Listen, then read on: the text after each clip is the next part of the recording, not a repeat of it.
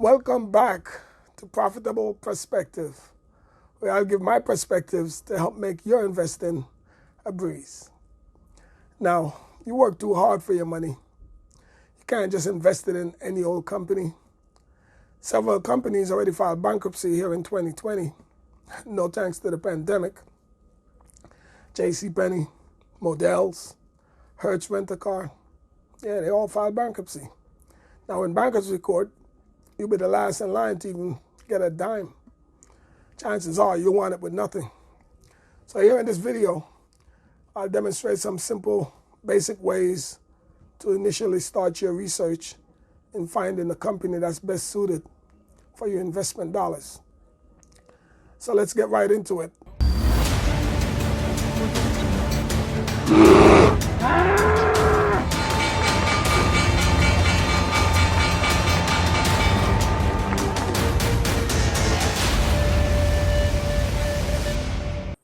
Okay, welcome back again to Profitable Perspective, where I inform you with perspectives to help make your investing a breeze.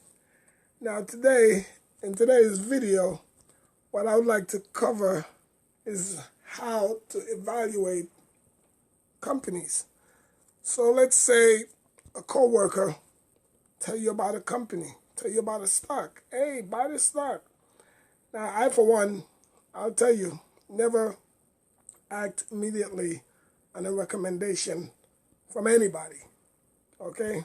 Do your own research, do your own due diligence, as they would say, so you can better understand what you're going to invest your money in. Very important. Now, I'm on the TD Ameritrade website, and this is the home page. And what I'll do is I'll begin by typing in the acronym to one of the companies that's on my watch list. So what I'll do is I'll bring them up and allow you to understand some of the basic things you would do to better understand a company that was recommended to you. I, for one, I usually would, add said company to my watch list, and maybe within 6 months, if it stacks up to what I'm looking for in a company, then I would move forward and possibly buy in a few shares. Now, again, this area is very important to understand what a company, a stock is about. What's the motive, where it's heading, all of that good stuff, okay? Now, you're looking at the previous day close, which is listed there on the top left-hand corner. It says 38.94, okay? And today's open, 38.81. Now, it's very important to understand this. If a stock needs to open above its previous day close. Why do I say that? Because that's an indicator that tells me the stock is trending upwards, okay? If it's opening below the previous day close, it's telling me something is going on. It's trending down. We don't need that. So those are reasons why you want to, use that as a red flag. Watch it even more carefully for the next few days to see what's going on. Why did it open below the previous day close? We don't need that. We need to either open at the previous day close or above it. Those are trends you want to see. Okay? Now, the second thing over here is the market cap, $5.2 billion. That's the size of this company. I forgot if I didn't mention the name of this company is FLIR Systems. Okay? Symbol acronym FLIR. As of the closing price was $39.80 as of June 25th. Okay, that's the prices closed that day. Now, scrolling back into this most important area here is, okay, you have the market cap being 5.2 billion with a B. The outstanding shares is 130 million. Outstanding shares basically mean the shares being held by me, you, and millions of people out there, including CEOs and the administrators that's part of the company. Those are the amount of shares. Okay, so if you multiply the 130.8 million times the stock price, 39.80, it would be equivalent to the market cap of 5.2 billion. Okay, that's kind of how you calculate what the market cap is. Okay, and the following thing there would say that the next item below, EPS, earning per share, 92 cents. It's not negative, so it tells me also that this company is profitable because it's 92 cents earnings per share. That's what EPS stands for. So it's 92 cents per share. Okay, and the column below that, the next item below that says PE ratio. Okay, that is price per earnings ratio. So price per earning ratio is the ratio of the stock itself and its price to earnings. Right now it's listed at 43. That's kind of high. Okay, and I could use that as an indicator to be cautious. But to be honest with you, a lot of companies today is trading with PEs above 43. Maybe you could take a glance at NVIDIA for that matter. You know, the chip company. Okay, you'll see as to the point I'm trying to make. Now, the next item below that is the annual dividends. Now, this company pays dividends. I'm always recommending investing in growth stock that pays dividend. Growth stock meaning the stock is going to grow as well as your dividend sound, so you're going to get a return on your investment, not only with the stock growing from the growth of the company, but you're also going to get your dividends paying out, so you're getting double gratification to your investment. Okay. The last dividend was paid out June 5th. Now, companies usually pay out their dividends quarterly, so every 3 months. The dividends date was May 21st, as you see listed there. That's just the date that it was announced that the dividends are going to be paid out.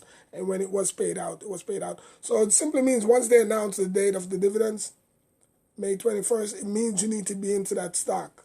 There's usually a deadline date too that you need to be in. Actually, that may be the date that you need to be in it, this stock, before you can be qualified or eligible to be paid the dividends. So a lot of times before that date, you'll probably see a lot of increase in volume going into the stock because people, investors are trying to buy in so they could get that dividend payout. Okay. One of the things I love with this company is where it says percentage held by institutions. Now, it's the percentage of shares held by institution, and this is a big number, 93% that is used. So of all the shares being outstanding, the institutions are loving this company. And the next item below that is the short interest, percentage of float. So what they're talking about is as of June 15th, it's 1.39% of the outstanding shares that are being held short. Now, short simply means the amount of the shares that are being betted, that are being bet that the stock will fall. Okay? You and I typically would buy into a company like this, betting that it's going to go up, it's going to continue up, it's going to go to $45, $50, and so on and so forth. Whereas 1.39% of folks out there, of the 1.39% of the amount of outstanding shares, the 130 million listed there, 1.39% of that is investors that are betting that this company's stock will fall. So there's two ways two things that are taking place here. There are folks that are betting that the stock will go up, and there's folks that are betting that it will go down. And after a while, you'll have that tug of war. But this is a very good number because you do not want anyone to be out there betting that the company you're invested in is going to fall. But you're always going to get that. I don't care what stock you follow. You're going to always see the short interest listed. That's a very low number, and which is something you want to look for as a good indicator that your investment is safe, because once those short sellers pile on, they'll pile on and drive your stock price down. You know, this stock investing is nothing more than momentum. So if you get the right momentum going in the right direction where you want it, it will move in the direction you want it. Stock investing is nothing more than just that, momentum. And with that, I'll even go into the next phase by saying, when you look at the 52-week range, for instance, as listed over here on the left side, you know, it says 23.85 to 59.44. Now, when we talk about momentum and the trend of a stock, the closer it is to the 52-week low, which is 23.85, that's an interpretation of the trend being downwards. And those are indications that investors are looking at too when they pile on to go short. Because if the trend is downwards, it means the stock is trending down. Then momentum piles on and it forces the trend even more in that direction. And it's the same in the other direction. If the stock is closest to the 52-week high, you will get that same kind of reaction where the trend is now upwards and it will kind of continue in that trajectory with little resistance. Okay, so that's kind of how you would evaluate a company to get an understanding, where's it heading, where's it pointing to. So if you look at the 52-week low range, where the stock is at the moment, you'll get a better idea.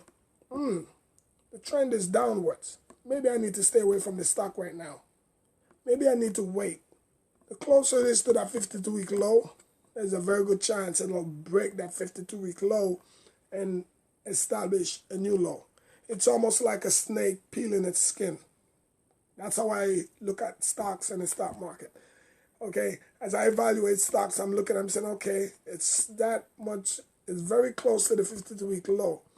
Tells me it's about time for the skin to be replenished. That's kind of how I use these metaphors to get an understanding of what's happening. So that's what that is there. I'm looking for the volume. As you can see, the range for the day, stock was 37.93, and it went as high as 39.83. Now I'm looking for the volume. I don't see it here. What I would like to do, I'm going to come out of Ameritrade. I want to go into Yahoo to better explain some other things and point out some key important things, especially when it comes to the volume and how important it is. Okay, now that I brought up the Yahoo Finance page and I brought up the same company, Flare Systems, and as you can see, we have the same setup. We're in the same area here. It breaks down, you know, the open price 38.81, the previous close 38.94. Now, what I wanted to point out was the volume. This one is not showing it, but the volume being 25.86, 2,586,737, and just below the volume, it's listed the average volume. Normally, Yahoo would list average volume over 3 months because that's usually how it's averaged. They're not listing it here for some reason, but usually on my finance app on my phone, they would show that. But I think that's just standard.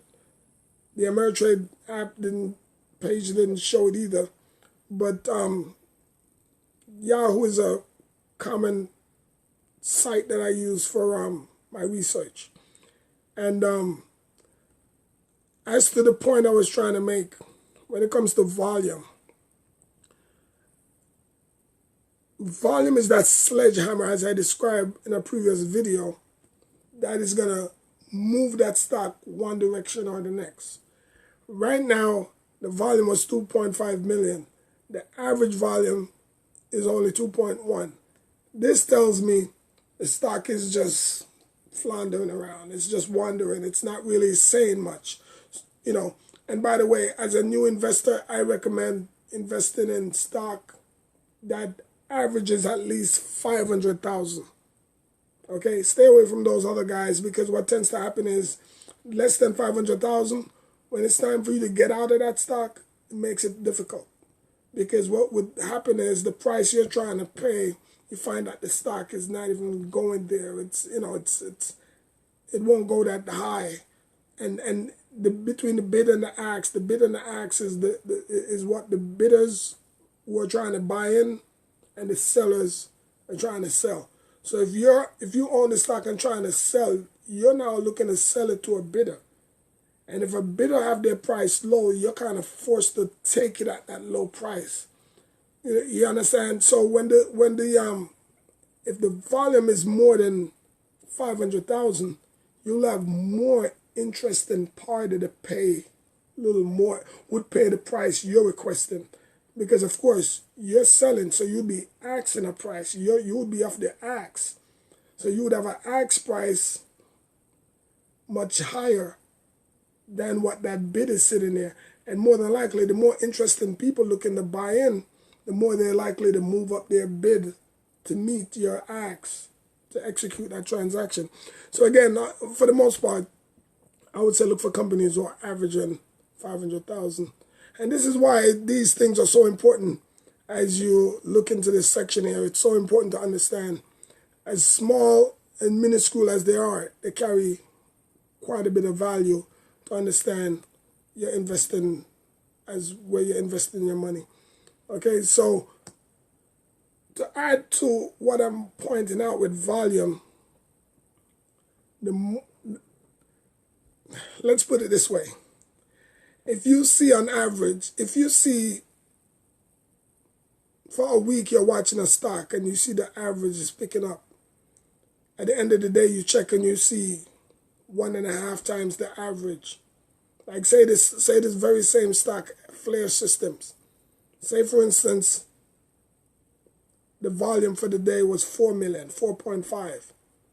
Those are cues. Those are nuggets. Those are cues that's speaking to you, that's telling you something is going on. Shares are, folks are buying in. The shares are picking up. And that's your cue to say, okay, let me get in. Let me join the momentum. Let me join the crowd. Because that's what stock market investing is about. It's about the trend. And folks are out there looking at the same things everybody else is looking at, trying to watch charting and patterns and certain behavior, certain triggers that tells us all something is going on.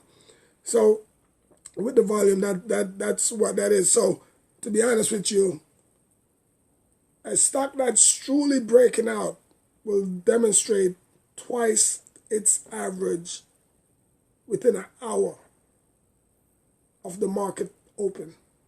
Within an hour. And it sounds crazy, but those are cues. Those are things you're looking for. Okay? Now, if it does that within an hour, that tells you by the end of the day, you're looking at 5 times the average, possibly. But those are cues that you're looking out for. That's going to tell you something is up, something is brewing. Okay? Those are nuggets. Those are cues. So I wanted to elaborate on that with the volume before I get off. Keep in mind, folks, if you like the informative video, this information that's being passed on, hit the like button, comment, share, subscribe. Share this video to a friend and pass on knowledge. Okay? Now I'm going to scroll a little further up with this on this Yahoo page and point out to you guys as part of your research.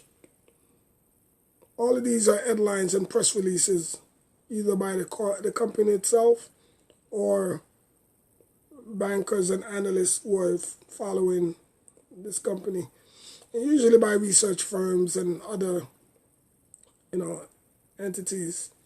Okay, so the key things you want to look for is some of the press releases, what the company is up to, the contracts that they have signed, and partnerships and things like that. And some of the key things you want to look for, most important, is the earnings release, the press release of the earnings when was it last. As a matter of fact, let me go back to the top. Sometimes they would show the date for the next earnings release. I don't see it here. That's what's missing. But nonetheless, as you scroll through the dates, the most recent of press release would be on the top. As you see, this one here says, as a matter of fact, it says transcript of earnings conference, May 20th. Okay. And that was 13 days ago. That one says 11 days ago. All right, so the last press release was 11 days ago. So as you scroll through, the dates will show up with the different headlines, and you could click on the headlines and just read.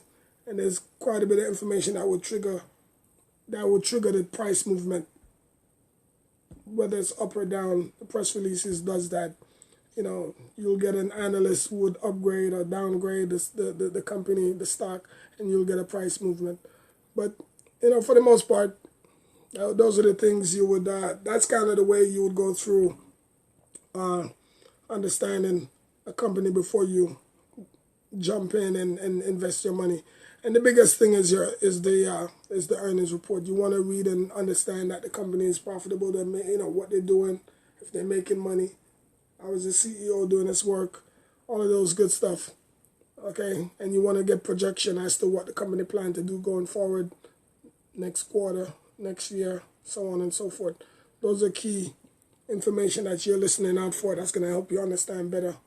And sometimes they would have a phone number at the end of their conference call, so you could archive into it and listen to that conference call over, and you would even hear more.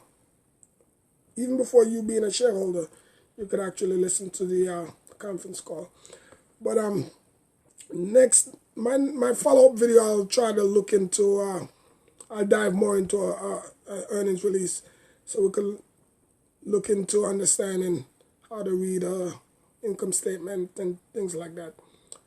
So I'll leave it there, and please, again, hit the like button, subscribe, and share.